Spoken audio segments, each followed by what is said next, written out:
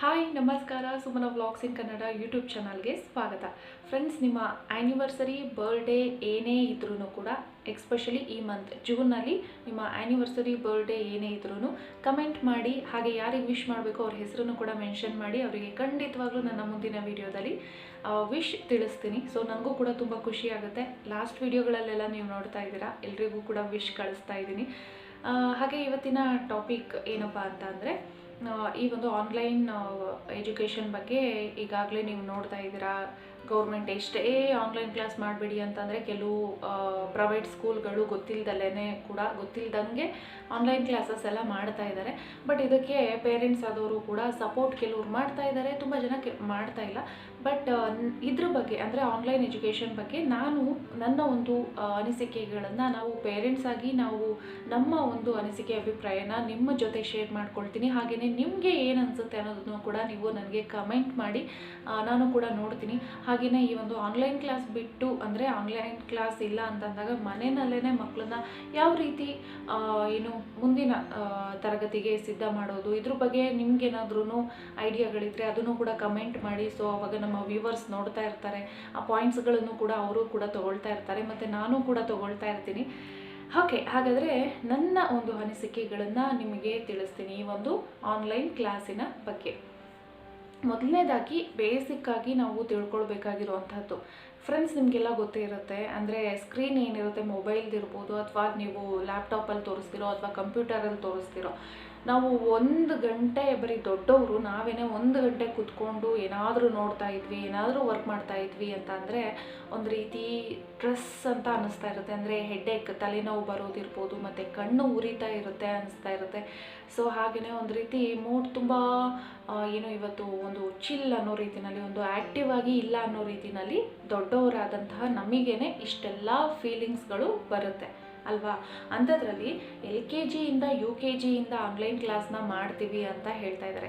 First ನನ್ನ friend ಒಂದಿನ phone ಮಾಡಿಬಿಟ್ಟು ನನ್ನ ಮಕ್ಕಳಿಗೆ ಹೀಗೆ LKG UKG ಅವರಿಗೆ ಆನ್ಲೈನ್ ಕ್ಲಾಸ್ ಮಾಡ್ತೀವಿ ಅಂತ ಹೇಳಿದ್ರು. ನನಗೆ ನಗು ಬಂತು, ಜೋರಾಗಿ ನಗ್ಬಿಟ್ಟೆ ಅಂತ ಅಂದ್ಬಿಟ್ಟು ನನ್ನ ಫ್ರೆಂಡ್ಸ್ ಒಬ್ಬರು ಹೇಳಿದ್ರು. ಸೊ ಅವ್ರು ಹೇಳಿದಾಗ ನನಗೂ ಕೂಡ ಸೇಮ್ ಅದೇ ಫೀಲ್ ಆಯಿತು. ಯಾಕೆ ಅಂತ ನಿಮಗೆ ಗೊತ್ತಿರುತ್ತೆ, ಕೆಲವರಿಗೆ ಗೊತ್ತಿರೋದಿಲ್ಲ, ಕೆಲವ್ರಿಗೆ ಗೊತ್ತಿರುತ್ತೆ. ನನಗೆ ಯಾಕೆ ನಗು ಬಂತು ಅಂತ ಅಂದರೆ, ಆ ಮಕ್ಕಳಿಗೆ ಇನ್ನೂ ಏನು ಆನ್ಲೈನ್ ಕ್ಲಾಸ್ ಅಂತ ಇರಲಿ, ಅವ್ರಿಗೆ ಏನೇನೂ ಗೊತ್ತಿಲ್ಲ. ಅವ್ರಿಗೆ ನಮ್ಮನ್ನೆಲ್ಲ 5 ವರ್ಷ ಆಯಿತು, 6 ವರ್ಷ ಆದಮೇಲೆ ನಮ್ಮನ್ನು ಡೈರೆಕ್ಟಾಗಿ ಫಸ್ಟ್ ಸ್ಟ್ಯಾಂಡರ್ಡ್ ಅಂದರೆ 1ನೇ ಕ್ಲಾಸಿಗೆ 1ನೇ ತರಗತಿಗೆ ಅಡ್ಮಿಷನ್ ಮಾಡ್ತಾಯಿದ್ರು. ಈಗ ಏನಾಗ್ತಾ ಇದೆ ಅಂತಂದರೆ, ಫಾಸ್ಟ್ ಜನ್ರೇಷನ್ನು, ಮತ್ತು ಆಮೇಲೆ ಮಕ್ಕಳು ತಿಳ್ಕೊಳ್ಳೋದು ಹೆಚ್ಚಿದೆ ಅಂತಲೋ, ಅಥವಾ ಎಲ್ಲರೂ ಸೇರಿಸ್ತಾ ಇದ್ದಾರೆ ಅಂತ ಅಂದ್ಕೊಂಡು, ಅಥವಾ ಇದೊಂದು ಸಾಮಾನ್ಯವಾಗಿ ಹೋಗ್ಬಿಟ್ಟಿದೆ ಅನ್ನೋ ಒಂದು ಉದ್ದೇಶದಿಂದ ನಾವು ಕೂಡ ಸರಿ ಅಂತ ಕಳಿಸ್ತಾ ಇದ್ದೀವಿ. ಆದರೆ LKG UKG ಆ ಮಕ್ಕಳಿಗೂ ಆನ್ಲೈನ್ ಕ್ಲಾಸ್ ಮಾಡ್ತಾರೆ ಅಂತ ಅಂದಾಗ, ಸೊ ಆ ಮಕ್ಕಳು ಇನ್ನೂ ಬೆಳೀತಾ ಇರ್ತಾರೆ, ಇನ್ನೂ ಅವರು ಬೆಳೀತಾ ಇರೋವಂಥವ್ರು. ಆ ಮಕ್ಕಳನ್ನ ತೊಗೊಂಡೋಗ್ಬಿಟ್ಟು ಆನ್ಲೈನ್ ಮುಂದೆ, ಅಂದರೆ ಮೊಬೈಲನ್ನ ಕೊಟ್ಬಿಟ್ಟು ಅವ್ರನ್ನ ಗಂಟೆಗಟ್ಟಲೆ ನಾವು ಕೂರಿಸಿದ್ವಿ ಅಂತ ಅಂದರೆ, ಆ ಮೊಬೈಲ್ನ ನೋಡಿ ನೋಡಿ ನೋಡಿ ನೋಡಿ ಆ ಮಕ್ಕಳ ಬೆಳವಣಿಗೆನಲ್ಲಿ ಇರ್ಬೋದು, ಅಥವಾ ಅವರ ಕಣ್ಣಿನ ಬೆಳವಣಿಗೆ ಇರ್ಬೋದು, ಅವರ ದೃಷ್ಟಿ ಇರ್ಬೋದು. ದೊಡ್ಡವರಾದಂಥ ನಾವೇ ಹೆಚ್ಚಾಗಿ ಎಲ್ಲವನ್ನು ಯೂಸ್ ಮಾಡ್ತಾ ಬಂದಷ್ಟು ನಮ್ಮ ಕಣ್ಣಿನ ಮೇಲೆ, ನಮ್ಮ ಹೆಲ್ತ್ ಮೇಲೆ ಯಾವ ರೀತಿ ಪರಿಣಾಮ ಬೀರುತ್ತೆ. ಈವನ್ ನಿಮಾನ್ಸ್ ಡಾಕ್ಟರ್ಗಳು ಕೂಡ ಗೌರ್ಮೆಂಟ್ಗೆ ಸಜೆಸ್ಟ್ ಮಾಡಿರೋದು, ಮಕ್ಕಳಿಗೆ LKG UKG ಮಕ್ಕಳೇನಿರ್ತಾರೆ ಅವರಿಗೆ ಯಾವುದೇ ಕಾರಣಕ್ಕೂ ಆನ್ಲೈನ್ ಕ್ಲಾಸಸ್ಸು ಬೇಡ. ಅಕಸ್ಮಾತ್ ಹಂಗೇನಾದರೂ ಆನ್ಲೈನ್ ಕ್ಲಾಸ್ ಮಾಡಿಸಿದ್ರೆ ಅವರಿಗೆ ಬೆಳವಣಿಗೆ, ದೇಹದ ಬೆಳವಣಿಗೆ, ಅವರ ದೃಷ್ಟಿದೋಷ, ಆರೋಗ್ಯದ ಮೇಲೆ ಕೆಟ್ಟ ಪರಿಣಾಮ ಬೀರುತ್ತೆ. ಮುಂದೆ ಅವರ ಫ್ಯೂಚರ್ ಅಷ್ಟು ಚೆನ್ನಾಗಿ ಆಗೋದಕ್ಕೆ ಸಾಧ್ಯ ಇರೋದಿಲ್ಲ. ಹಾಗಾಗಿ ಆನ್ಲೈನ್ ಕ್ಲಾಸನ್ನು ದಯವಿಟ್ಟು LKG UKG ಅವ್ರಿಗೆ ಮಾಡೋದಕ್ಕೆ ಹೋಗಬೇಡಿ, ಪರ್ಮಿಷನ್ ಕೊಡಬೇಡಿ ಅಂತ ಅಂದ್ಬಿಟ್ಟು ಹೇಳಿದ್ದಾರೆ ಅನ್ನೋದನ್ನು ನಾನು ಜಸ್ಟ್ ಈಗ ತಾನೇ ನೋಡಿದ್ದೆ. ಸೊ ನನ್ನ ಅಭಿಪ್ರಾಯ ಇಷ್ಟೇ. ಆ ಮಕ್ಕಳು ಇನ್ನೂ ಆಟ ಆಡೋ ಗುಂಗಲ್ಲಿ ಇರ್ತಾರೆ. ಅವ್ರಿಗೆ ಏನು ಆಗ್ತಾ ಇದೆ, ಏನು ನಡೀತಾ ಇದೆ ಅನ್ನೋ ಒಂದು ಪ್ರಪಂಚದ ಜ್ಞಾನ ಇರೋದಿಲ್ಲ. ಅವ್ರ ತಲೆಯಲ್ಲಿ ಇರೋದು ಚೆನ್ನಾಗಿ ಆಟ ಆಡಬೇಕು, ಸ್ವಲ್ಪ ಹೊತ್ತು TV ನೋಡಬೇಕು, ಮತ್ತು ಜನರ ಜೊತೆ ಹೆಚ್ಚು ಬೆರಿಬೇಕು, ಈ ಒಂದು ಮೆಂಟಾಲಿಟಿನಲ್ಲಿ ಅವರು ಇರ್ತಾರೆ. ಹೊರಗಡೆ ಹೋಗಬೇಕು, ಆಟ ಆಡಬೇಕು. ಸೊ ಈ ಒಂದು ಸಂದರ್ಭದಲ್ಲಿ ಅವರನ್ನು ನಾವು ಬಲವಂತದಿಂದ ಕೂರಿಸಿ ಓದಿಸೋದು ಖಂಡಿತವಾಗ್ಲೂ ಅದು ಮಕ್ಕಳ ಮನಸ್ಸಿನ ಮೇಲೂ ಕೂಡ ಕೆಟ್ಟ ಪರಿಣಾಮ ಬೀರುತ್ತೆ. ಆಮೇಲೆ ತುಂಬ ಕೆಲವರು ಇದರಲ್ಲಿ ನಾನು ಒಂದು 3 ಟೈಪಲ್ಲಿ ಪೇರೆಂಟ್ಸ್ ಇರ್ತಾರೆ, ಅದನ್ನು ಹೇಳ್ತೀನಿ. ಮೊದಲನೇ ಟೈಪಲ್ಲಿ ಹೇಗೆ ಅಂದರೆ, ಬಿಲ್ಕುಲ್ ನನ್ನ ಮಗುನ ಆನ್ಲೈನ್ ಕ್ಲಾಸ್ಗೆ ಕಳಿಸೋದಿಲ್ಲ, ಬೇಡ, ಅವನು ಫ್ಯೂಚರ್, ಅವನು ಇವತ್ತು ಚೆನ್ನಾಗಿದ್ದ ಅಂತ ಅಂದರೆ ಇವತ್ತು ಈ ಒಂದು ವರ್ಷದಲ್ಲಿ ಕಳ್ಕೊಂಡಿರೋದನ್ನ ಮುಂದೆ ಅವನು ಅದನ್ನು ಬ್ಯಾಲೆನ್ಸ್ ಮಾಡ್ತಾನೆ, ಅದನ್ನು ಸರಿ ಮಾಡಿಕೊಂಡು ಹೋಗ್ತಾನೆ ಅನ್ನೋ ಒಂದು ಮೆಂಟಾಲಿಟಿನಲ್ಲಿ ಇರ್ತಾರೆ. ಸೊ ಅವರು ಆನ್ಲೈನ್ ಕ್ಲಾಸಿಗೆ ಹೆಚ್ಚು ಆದ್ಯತೆನ ಕೊಡೋದಕ್ಕೆ ಹೋಗೋದಿಲ್ಲ. ಇನ್ನು ಮಧ್ಯಮ ಅಂದರೆ ಎರಡನೇ ಗ್ರೂಪ್ಗೆ ಬರುವಂಥ ಪೇರೆಂಟ್ಸ್ಗಳು ಏನು ಮಾಡ್ತಾರೆ ಅಂತಂದರೆ, ಈಗ ಪಕ್ಕದ ಮನೆಯವರು ಅಂದರೆ ಒಂದು ಸಲ ಏನು ಅಂದ್ಕೊಳ್ತಾರೆ, ಅಯ್ಯೋ ಆನ್ಲೈನ್ ಕ್ಲಾಸು ಮಗುವಿಗೆ ಅಷ್ಟು ಎಫೆಕ್ಟಿವ್ ಆಗಿ ವರ್ಕ್ ಆಗೋದಿಲ್ಲ ಮತ್ತು ಅದು ಆರೋಗ್ಯಕ್ಕೂ ಕೂಡ ಕೆಟ್ಟ ಪರಿಣಾಮ ಬೀರುತ್ತೆ ಅಂತ ಹಿಂಗೂ ಯೋಚನೆ ಮಾಡಿರ್ತಾರೆ. ಪಕ್ಕದ ಮನೆಯವರು, ಫ್ರೆಂಡ್ಸು ಯಾರಾದರೂ ನನ್ನ ಮಗ ಆನ್ಲೈನ್ ಕ್ಲಾಸು ಅಟೆಂಡ್ ಮಾಡ್ತಾನೆ, ನಾನು ಜೊತೆಲಿ ಕೂರಿಸ್ಕೊಂಡು ಹೇಳ್ಕೊಡ್ತೀನಿ, ನನ್ನ ಮಗಳು ಅಟೆಂಡ್ ಮಾಡ್ತಾಳೆ ಅಂದಿದ ತಕ್ಷಣ ಅವ್ರ ಮನಸ್ಸಲ್ಲೂ ಬರೋದು, ಓ ನನ್ನ ಮಗ ಮನೇಲೇ ಇದ್ದಾನೆ, ಓದ್ಕೊ ಅಂದರೆ ಓದ್ಕೊಳ್ಳೋದಿಲ್ಲ, ಯಾವಾಗಲೂ ಆಟ ಆಡ್ತಾ ಇರ್ತಾನೆ, ನನ್ನ ಮಗಳು ಹಂಗೆ ಮಾಡ್ತಾ ಇರ್ತಾಳೆ, ಆನ್ಲೈನ್ ಕ್ಲಾಸ್ ಮಾಡಿದ್ದಿದ್ರೆ ಒಳ್ಳೇದಿತ್ತೇನೋ ಅಂತ ಹಿಂಗೆ ಯೋಚನೆ ಮಾಡೋ ಒಂದು ಎರಡನೇ ಕ್ಯಾಟಗರಿನಲ್ಲಿ ಇರ್ತಾರೆ. ಇನ್ನು ಮೂರನೇ ಕ್ಯಾಟಗರಿನಲ್ಲಿ ಹೇಗೆ ಅಂದರೆ, ಅವ್ರಿಗೆ ಫ್ಯೂಚರ್ ಫ್ಯೂಚರ್ ಫ್ಯೂಚರ್ ಫ್ಯೂಚರ್.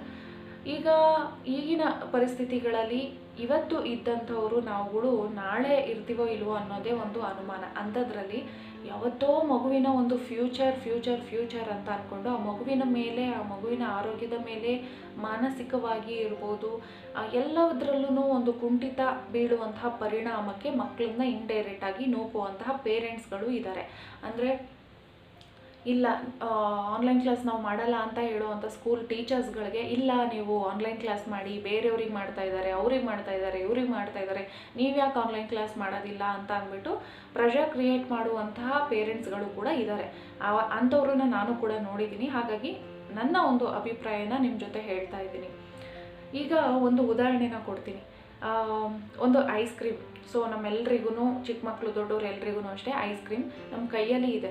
ಅದನ್ನು ತಿನ್ನಬೇಕು ಅಂತ ಅಂದಾಗ ಅಲ್ಲಿ ಒಂದು ಫೀಲ್ ಇರುತ್ತೆ, ಅದನ್ನು ನೋಡ್ತಾ ಇರ್ತೀವಿ, ಕೈಯಲ್ಲಿ ಇರುತ್ತೆ, ಅದನ್ನು ತಿನ್ನಬೇಕು ಅನ್ನೋ ಒಂದು ಏನೋ ಫೀಲ್ ನಮ್ಮಲ್ಲಿ ಬರ್ತಾ ಇದೆ.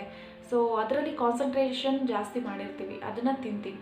ಅದೇ ಈಗ ಒಂದು ವಿಡಿಯೋ ಅಥವಾ ಒಂದು ಟಿ ವಿನಲ್ಲಿ ಐಸ್ ಕ್ರೀಮ್ ನೋಡ್ತಾ ಇದ್ದರೆ ಜಸ್ಟ್ ಅದನ್ನೊಂದು ನೋಡ್ತಾ ಇರ್ತೀವಿ, ಅದರಲ್ಲಿ ಯಾವುದೇ ಭಾವನೆಗಳು, ಫೀಲಿಂಗ್ಸ್ಗಳು, ಅದು ತಿಂತಾ ಇದ್ದೀನಿ ಅನ್ನೋ ಥರ ಕಲ್ಪನೆಗಳು ಕೂಡ ಬರೋದಿಲ್ಲ. ಹಾಗಿದ್ದಾಗ ಸ್ಕೂಲಲ್ಲಿ ಕೂತ್ಕೊಂಡು ಪಾಠ ಕೇಳೋದಕ್ಕೂ ಮತ್ತು ಆನ್ಲೈನಲ್ಲಿ ಮಾಡ್ತಾ ಇರುವಂತಹ ಪಾಠನ ಕೇಳೋದಕ್ಕೂ ಎಷ್ಟು ಡಿಫ್ರೆನ್ಸ್ ಇರುತ್ತೆ ಅನ್ನೋದನ್ನು ನಾವು ಯೋಚನೆ ಮಾಡಬೇಕಾಗತ್ತೆ. ಎಷ್ಟೋ ಜನರಲ್ಲಿ ಮೊಬೈಲ್ ಇರೋದಿಲ್ಲ, ಎಷ್ಟೋ ಜನರಿಗೆ ನೆಟ್ವರ್ಕ್ ಸಿಗ್ತಾ ಇರೋದಿಲ್ಲ, ಎಷ್ಟೋ ಜನರಿಗೆ ನೆಟ್ ಪ್ಯಾಕ್ ಹಾಕಿಸ್ಕೊಳ್ಳೋದಕ್ಕೆ ದುಡ್ಡು ಇರೋದಿಲ್ಲ. ಸೊ ಈ ಥರ ಎಲ್ಲ ಸಮಸ್ಯೆಗಳನ್ನು ಯಾವುದೇ ಸ್ಕೂಲ್ಗಳು ಇರ್ಬೋದು ಅಥವಾ ಕೆಲವು ಪೇರೆಂಟ್ಸ್ಗಳಿರ್ಬೋದು ಅಷ್ಟಾಗಿ ಯೋಚನೆ ಮಾಡೋದಕ್ಕೆ ಹೋಗೋದಿಲ್ಲ. ಬರೀ ಒಬ್ಬರ ಬಗ್ಗೆ ಅಂದರೆ ಅವ್ರ ಬಗ್ಗೆ ಅಷ್ಟೇ ಯೋಚನೆ ಮಾಡೋವಂಥವ್ರು ಇರ್ತಾರೆ, ಎಲ್ಲರೂ ಕೂಡ. ಅಂದರೆ ಸ್ಕೂಲ್ ಇರ್ಬೋದು ಅಥವಾ ಪೇರೆಂಟ್ಸ್ಗಳಿರ್ಬೋದು, ಎಲ್ಲರೂ ಅಷ್ಟೇ. ಸೊ ಹಾಗಾಗಿ ಮತ್ತು ಇನ್ನೊಂದು ಇನ್ಸಿಡೆಂಟ್ ನಾನು ನಿಮ್ಮ ಜೊತೆ ಶೇರ್ ಮಾಡ್ಕೊಳ್ಳೋದಕ್ಕೆ ಇಷ್ಟಪಡ್ತೀನಿ. ಏನು ಅಂತಂದರೆ, ಯಾವುದೋ ಒಂದು ಸ್ಕೂಲು ಕೇಳ್ಪಟ್ಟೆ ನಾನು ಅದನ್ನು. ಏನು ಯೂನಿಫಾರ್ಮ್ ಎಲ್ಲ ಹಾಕಿ ಮತ್ತು ಶೂ ಎಲ್ಲ ಹಾಕಿ ಬ್ಯಾಗ್ ಎಲ್ಲ ಇಟ್ಕೊಂಡು ಕೂತ್ಕೊಳ್ಳೋದು. ಅಂದರೆ ಸ್ಕೂಲಲ್ಲಿ ಹೇಗೆ ರೆಡಿಯಾಗಿ ಹೋಗ್ತಾರೆ ಅದೇ ರೀತಿ ಆನ್ಲೈನಲ್ಲಿ ಕಾಣೋ ರೀತಿಯಲ್ಲಿ ಕೂತ್ಕೊಳ್ಳೋದಂತೆ. ನಿಜವಾಗ್ಲೂ ಇದೆಲ್ಲ ಕೇಳ್ತಾ ಇದ್ದರೆ ನನಗಂತೂ ಏನು ಅನಿಸುತ್ತೆ ಅಂತಂದರೆ, ಈ ಪೇರೆಂಟ್ಸ್ ತುಂಬ ಏನು ಅವರ ಒಂದು ವೀಕ್ ಪಾಯಿಂಟ್ ಏನಿರುತ್ತೆ ಅಂದರೆ ಮಕ್ಕಳು ವೀಕ್ ಪಾಯಿಂಟ್, ಅವರು ಅಂದರೆ ಮಕ್ಕಳ ಮೇಲೆ ತುಂಬಾ ಹೆಚ್ಚು ಡಿಪೆಂಡ್ ಆಗಿರ್ತಾರಲ್ಲ, ಅದನ್ನು ಈ ಹೊರಗಿನ ಜನರು ಅಂದರೆ ಸ್ಕೂಲ್ಗಳಿರ್ಬೋದು, ಪ್ರೈವೇಟ್ ಸ್ಕೂಲ್ಗಳು, ಅವರೆಲ್ಲ ಒಂದು ಬಂಡವಾಳವಾಗಿ ಮಾಡ್ಕೊಳ್ತಾ ಇದ್ದಾರೆ ಅಂತ ನನಗೆ ಅನ್ನಿಸ್ತಾ ಇದೆ. ಸೊ ನಾನು ಮೊದಲೇ ಹೇಳ್ದಂಗೆ ಐಸ್ ಕ್ರೀಮ್ನ ನಾವು ತಿನ್ನಬೇಕಾದ್ರೆ ಸಿಗುವಂಥ ಫೀಲ್, ಭಾವನೆ, ಅದು ಖುಷಿಯಿಂದ ತೊಗೊಳ್ಳೋ ಅಂಥದ್ದು ಟಿ ವಿನಲ್ಲಿ ನೋಡ್ತಾ ಇದ್ದಾಗ ನಮಗೆ ಸಿಗುತ್ತಾ? ಖಂಡಿತವಾಗ್ಲೂ ಇಲ್ಲ ಅಲ್ವಾ? ಅದೇ ರೀತಿ ಮಕ್ಕಳಿಗೆ ಸ್ಕೂಲಲ್ಲಿ ಹೋಗಿ ಕಲಿಯೋದು ಯಾವ ರೀತಿ ಅವ್ರ ಮೇಲೆ ಪರಿಣಾಮ ಬೀರುತ್ತೆ, ಆನ್ಲೈನಲ್ಲಿ ಕೂತ್ಕೊಂಡು ಕಲಿಯೋದು ಯಾವ ರೀತಿ ಪರಿಣಾಮ ಬೀರುತ್ತೆ ಅಂತ ಅನ್ನೋದನ್ನು ನಾವು ಕೂತ್ಕೊಂಡು ಅವ್ರ ಜೊತೆ ಇದ್ದು ನೋಡಿದಾಗಲೇ ನಂಗೆ ಅದು ಅನುಭವಕ್ಕೆ ಬರುತ್ತೆ. ಸೊ ಹಾಗಾಗಿ ನನ್ನ ಪ್ರಕಾರ ಯಾರಾದ್ರೂ ಇನ್ನೂ ನಿಮ್ಮ ಮನೆಗಳಲ್ಲಿ ಏನಾದರೂ ಆನ್ಲೈನ್ ಕ್ಲಾಸಸ್ಗೆ ಫೋರ್ಸಬಲ್ ಆಗಿ ಕಳಿಸ್ತಾ ಇದ್ರಿ ಅಂತಂದರೆ ಸ್ವಲ್ಪ ಯೋಚನೆ ಮಾಡಿ. ಮಕ್ಕಳು ಇವತ್ತು ಆರೋಗ್ಯವಾಗಿ ಚೆನ್ನಾಗಿ ಇದ್ದರು ಅಂತ ಅಂದರೆ ಮುಂದೆ ಅವ್ರು ಏನು ಬೇಕಾದರೂ ಸಾಧಿಸ್ತಾರೆ. ನಮ್ಮಮ್ಮ ಒಂದು ಮಾತು ಹೇಳ್ತಾ ಇರೋರು, ಹುಟ್ಟಿಸಿದ ದೇವರು ಯಾವತ್ತೂ ಹುಲ್ ಮೇಯಿಸದೆ ಬಿಡೋದಿಲ್ಲ ಅಂತ. ಸೊ ಇವತ್ತಿನ ದಿನದಲ್ಲಿ ಯಾವುದೇ ಮಕ್ಕಳು ಕೂಡ ದಡ್ಡರಾಗಿ ಅಂತೂ ಇರೋದಿಲ್ಲ. ಈ ವರ್ಷ ಏನಿದೆ, ಈ ಒಂದು ವರ್ಷ ತುಂಬ ಕ್ರಿಟಿಕಲ್ ಆಗಿದೆ. ನಾವೆಲ್ಲ ನೋಡ್ತಾ ಇದ್ದೀವಿ, ಹೊರಗಡೆ ಹೋಗೋಕ್ಕೆ ಒಂದು ಹೆಜ್ಜೆ ಇಡೋದಕ್ಕೆ ಭಯ ಅಂತ ಅನ್ನಿಸ್ತಾ ಇದೆ. ಅಂಥದ್ರಲ್ಲಿ ಹೊರಗಡೆ ಹೋಗ್ತೀವಿ ಅಂತ ಅಂದರೆ ಕೊರೋನಾದು ಚಿಂತೆ ಇರುತ್ತೆ, ಮನೆ ಒಳಗಡೆ ಕೂತ್ಕೊಂಡ್ರೆ ಈ ಆನ್ಲೈನ್ ಕ್ಲಾಸಸ್ ಅಂತೆ, ಸ್ಟ್ರೆಸ್ ಅಂತೆ, ಪ್ರೆಷರ್ ಅಂತೆ, ದೊಡ್ಡವ್ರಿಗಷ್ಟೇ ಅಲ್ಲ ಚಿಕ್ಕ ಮಕ್ಕಳಿಂದಲೂ ಕೊಡ್ತಾ ಹೋದರೆ ಪೇಷಂಟ್ಗಳು ಮನೆಗೆ ಒಂದೊಂದಷ್ಟು ಜನ ಪೇಷಂಟ್ಗಳಾಗ್ತಾರೆ. ಸೊ ಮುಂದೆ ಆ ಥರ ಸಮಸ್ಯೆಗಳನ್ನು ಎದುರಿಸೋ ಅವಶ್ಯಕತೆ ಇದೆಯಾ? ಖಂಡಿತವಾಗ್ಲೂ ಇಲ್ಲ. ನಿಮ್ಮ ಕೈಲಿ ಎಷ್ಟಾಗುತ್ತೆ ಅಷ್ಟು ಮನೆಯಲ್ಲೇ ಹೇಳ್ಕೊಡಿ. ನಿಮ್ಮ ಮಾತು ಕೇಳಲಿಲ್ಲ ಅಂತಂದರೆ ಅವ್ರನ್ನ ಆದಷ್ಟು ಯಾವ ರೀತಿ ಅಟ್ರ್ಯಾಕ್ಟ್ ಮಾಡಬೇಕು, ಆ ಒಂದು ಅವರ ಒಂದು ಏನು ಮಕ್ಕಳ ಬಗ್ಗೆ ಯಾವ ರೀತಿ ನಾವು ಅವ್ರನ್ನ ನಮ್ಮ ಕಡೆಗೆ ಇಂಟ್ರ್ಯಾಕ್ಟ್ ಮಾಡ್ಕೊಳ್ಬೋದು, ಆ ಒಂದು ಬಗ್ಗೆ ಯೋಚನೆ ಮಾಡಿ. ನನ್ನ ಅನಿಸಿಕೆ ಖಂಡಿತವಾಗ್ಲೂ ಆನ್ಲೈನ್ ಕ್ಲಾಸ್ಗೆ ಇಂಪಾರ್ಟೆನ್ಸ್ ಕೊಡೋದಕ್ಕೆ ಹೋಗಬೇಡಿ. ಎಷ್ಟಾಗುತ್ತೆ ಅಷ್ಟು ಓದಲಿ, ಆರಾಮಾಗಿ ಇರಲಿ, ಹೆಲ್ತಿಯಾಗಿ ಇರಲಿ. ಅವ್ರು ಇವತ್ತು ಆರೋಗ್ಯವಾಗಿ ಇದ್ದರೆ ಮುಂದೆ ಅವ್ರು ಏನು ಬೇಕಾದ್ರೂ ಸಾಧಿಸ್ತಾರೆ. ಇದು ನನ್ನ ಒಂದು ಅನಿಸಿಕೆ. ನಿಮ್ಮ ಅನಿಸಿಕೆ, ನಿಮ್ಮ ಅಭಿಪ್ರಾಯ ಏನು ಅಂತ ಅನ್ನೋದನ್ನು ನನಗೆ ಕಮೆಂಟ್ ಮಾಡಿ. ಹಾಗೆ ಈ ವಿಡಿಯೋ ಇಷ್ಟ ಆಗಿದ್ರೆ ಪ್ಲೀಸ್ ಲೈಕ್ ಮಾಡೋದನ್ನು ಮರಿಬೇಡಿ, ಶೇರ್ ಮಾಡೋದನ್ನು ಮರಿಬೇಡಿ. ಮಕ್ಕಳಿಗೆ ಯಾವತ್ತೂ ನಾವು ಪ್ರೆಷರ್ ಅನ್ನೋದನ್ನು ಕ್ರಿಯೇಟ್ ಮಾಡಬಾರ್ದು. ಅವರಿಗೆ ಪ್ರೀತಿಯಿಂದ ಏನು ಅರ್ಥ ಮಾಡಿಸೋದಕ್ಕೆ ಪ್ರಯತ್ನ ಪಡಬೇಕು. ಅವರು ಖುಷಿಯಿಂದ ಇಷ್ಟಪಟ್ಟು ಏನೇ ಮಾಡಿದ್ರೂ ಅವರ ಖುಷಿ, ಅವರ ಇಷ್ಟದಿಂದ ಮಾಡೋದಕ್ಕೆ ನಾವು ಸಹಕಾರ ಮಾಡಬೇಕು.